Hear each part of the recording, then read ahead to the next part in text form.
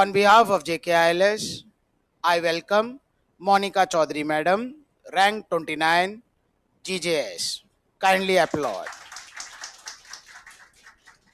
Now I will invite Priyanka Madam to felicitate her.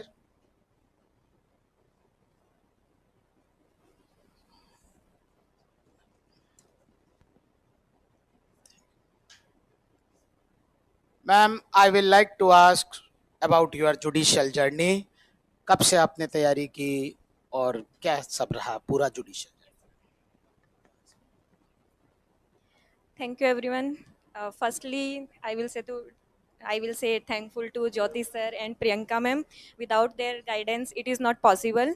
It is great honor to me for staying here once my own journey began.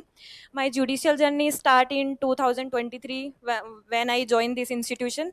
Thereafter, in 2024, I give the RJS pre, which I cleared, but I don't clear the RJS mains.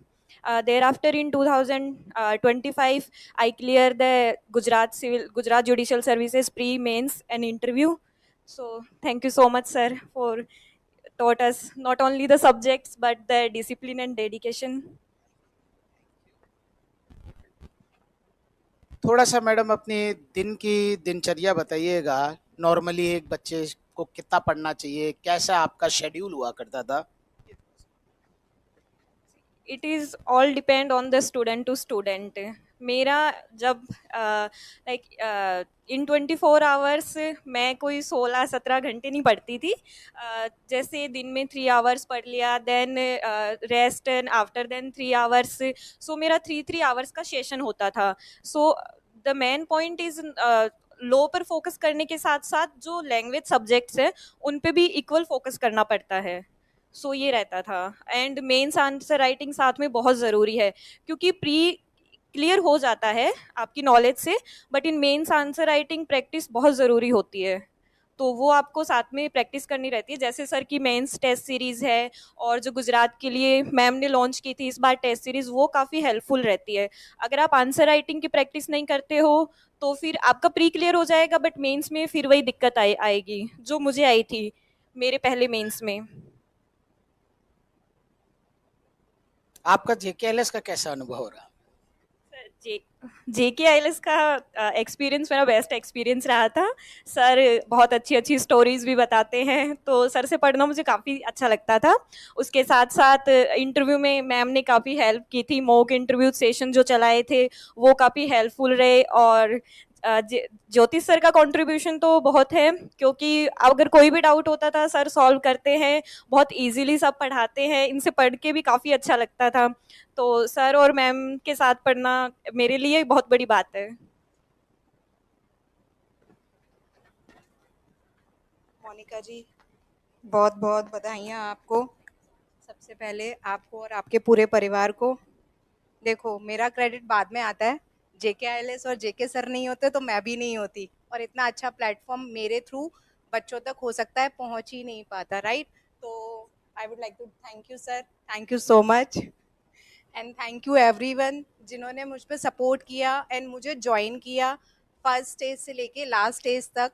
मैंने first time mains की test series join की थी, क्योंकि test series में क्या है कि आपको गुजरात के स्पेसिफिक टेस्ट सीरीज़ आपको कहीं नहीं मिलती.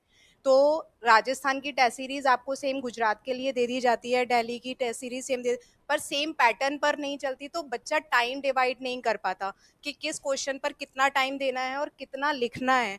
तो वो स्पेसिफिकेशन नहीं होता, तो पेपर छूटता है, जिसकी वजह से पेपर नहीं हो पाता और मार्क्स नहीं आ पाते. दिस इज़ द रीज़न जो मैंने फर्स्ट टाइम किया. और मुझे लगा क्योंकि 110-115 बच्चे प्री में पास हुए थे, सिर्फ मेरे आउट ऑफ 140. तो मुझे लगा कि कम से कम इतना तो आना चाहिए, जिसमें से 55 बच्चों ने मेंस क्लियर किया था. तो मुझे अच्छा लगा कि मैं कुछ डिलीवर कर पाई और मेरी तरफ से हो पाया, ताकि बच्चे क्लियर कर सके उस एग्ज़ाम को. तो मोनिका ने भी टेस्ट सीरीज ज्वाइन की थी. फर्स्ट में जब बच्चों ने ज्वाइन किया मेरे पास, तो बच्चे बिलो 30 ही मार्क्स गेन कर रहे थे. क्योंकि क्या होता है, जैसे कि आज भी मेरे पास काफ़ी बच्चों का रिजल्ट आया, उन्होंने अपलोड करके भेजा. तो पीपल आर थिंकिंग कि मैंने बहुत अच्छा लिखा है, but the thing is that content missing होता है अकॉर्डिंग टू द क्वेश्चन. तो वो मैंने उनको फर्स्ट पेपर से जब बताना स्टार्ट किया, 5 पेपर्स थे, दैट मीन्स 5 पेपर्स थे दोनों के, 10 पेपर्स थे, 10 में ही इतना इम्प्रूव किया उन्होंने। आपको 40-50 पेपर्स करने की ज़रूरत नहीं होती है अगर आपने बहुत अच्छे से उसको किया हुआ है। उसके बारे में थोड़ा सा बताएं। Mains test series again I said very important. Ma'am ने पूरा Gujarat based test series launch की थी, सो उससे आउट ऑफ तो कोई क्वेश्चन जाएगा ही नहीं, जो आप प्रीवियस ईयर के क्वेश्चंस जो मेंस के सॉल्व कर लोगे। और कोशिश है कि आप क्वेश्चन टू क्वेश्चंस अपने सर नोट्स लिखवाते हैं उससे भी हो जाता है। सो आप अपने जैसे 7 to 10 मार्क्स के हिसाब से अपनी आंसर राइटिंग प्रिपेयर कर ले। सो अगर उसमें से शॉर्ट क्वेश्चन भी आता है तो भी आप आंसर राइटिंग कर सकते हो। सो मेंस की आंसर टेस्ट सीरीज ऐसा भी होता है, जैसे टेस्ट पेपर बहुत सारे होते हैं, हम उतना नहीं लिख पाते, जैसे first and second test paper में तो ठीक है वो हो जाता है, आफ्टर दैट हम आलस कर जाते हैं, छोड़ जाते हैं। लेकिन कोशिश तो ये करो कि जो एटलीस्ट इम्पोर्टेंट क्वेश्चन है सारे टेस्ट पेपर के, आप वो आंसर राइटिंग करके रखो, तक क्योंकि क्वेश्चन पेपर इतना बड़ा होता है मेंस का, आपको वहाँ सोचने का बिल्कुल टाइम नहीं होता है, आपको सिर्फ आंसर राइटिंग लिखते ही लिखते जाना होता है, आप वहाँ पे कुछ सोच नहीं पाते हो कि क्या केस लो डालना है, क्या सेक्शन डालना है, क्या लिखना है। वो सब आपको पूरा आंसर फॉर्मेट में पहले ही प्रिपेयर करके चलना होता है अपने माइंड में, कि अगर ये क्वेश्चन आया तो मुझे इतना ये लिखना है, 2 केस लो डालने हैं, एंड अदरवाइज में ये रेफरेंस में ये सेक्शन डालने हैं। तो ये सब चीज़ें आपको पहले ही प्रिपेयर करके चलनी पड़ती है। सो वो मैम की और सर की टेस्ट सीरीज की वजह से ही हो पाता है, क्योंकि हमें नहीं समझ में आता कि क्या क्या क्वेश्चन बन सकते हैं, वो हमें टेस्ट सीरीज के क्वेश्चन देखकर आइडिया हो जाता है और टाइम सेविंग भी हो जाता है। एक छोटा सा सभी बच्चों को बताएं कि जुडिशरी में ओवरऑल कितना समय लग जाता है, मतलब तैयारी कितना टाइम ऑलमोस्ट एवरेज किसी बच्चे को चाहिए, और दूसरा क्या मिस्टेक्स जनरली लोग करते हैं, मतलब आपने भी देखा होगा, या मतलब आपके हिसाब से ये इनको नहीं करनी चाहिए बस। मिस्टेक सबसे बड़ी होती है, जैसे अभी कोई जुडिशरी का एग्जाम आया, हमने फॉर्म फिल किया, हम पढ़ रहे होते हैं, फिर अभी अगर कोई फॉर्म आपने अभी कोई जुडिशरी की वैकेंसी नहीं है तो हम उतना कंसिस्टेंसी और डिसिप्लिन से नहीं पढ़ते हैं, तो वही सबसे बड़ी मिस्टेक होती है, क्योंकि जैसे ही फॉर्म आया फिर आपके 1 मंथ में प्री, 2 मंथ में मेंस, तो उस टाइम पे प्रिपरेशन नहीं हो पाती है, आपको अपनी प्रिपरेशन अभी से करनी होगी, ये सबसे बड़ी मिस्टेक होती है। ये मुझसे भी हुई थी जब मेरा पहला आरजेएस का प्री था, मेरा मेंस इसी वजह से नहीं हो पाया क्योंकि मैंने मेंस की प्रिपरेशन कभी की ही नहीं थी। हम बस सोचते हैं पहले प्री हो जाएगा, फिर मेंस का देखेंगे, फिर इंटरव्यू का देखेंगे, सबसे बड़ी मिस्टेक यही होती है। उससे मैंने सीखा कि मेंस की प्रिपरेशन पहले करनी है, हमें आंसर राइटिंग कैसे, तो जब आप मेंस की प्रिपरेशन करोगे तो आपका प्री ऑटोमेटिकली क्लियर हो जाएगा, प्री में इतना आपको कुछ नहीं करना पड़ेगा फिर, क्योंकि आपको नॉलेज सेक्शन वगैरह सब उसी से लर्न हो जाते हैं, केस लो वगैरह। सो प्री मेंस इंटरव्यू इन सब की प्रिपरेशन साथ करके चलो, और वेट मत करो कि कोई फॉर्म आएगा, वैकेंसी आएगी, क्योंकि जैसे ही वैकेंसी आएगी वो सरप्राइज ही होता है, उसके लिए फिर आपको टाइम नहीं मिलेगा प्रिपरेशन करने का।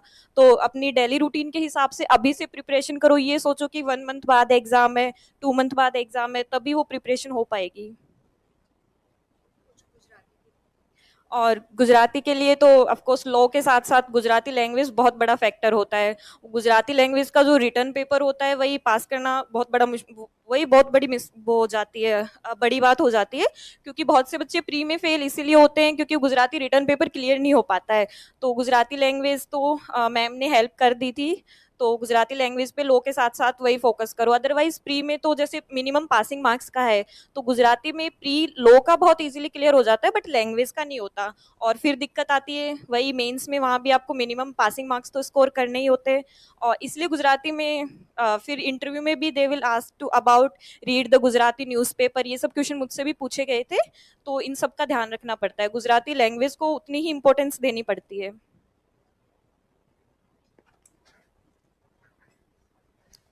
Thanks a lot, madam, for taking valuable time. Thank you, ma'am. Thank you.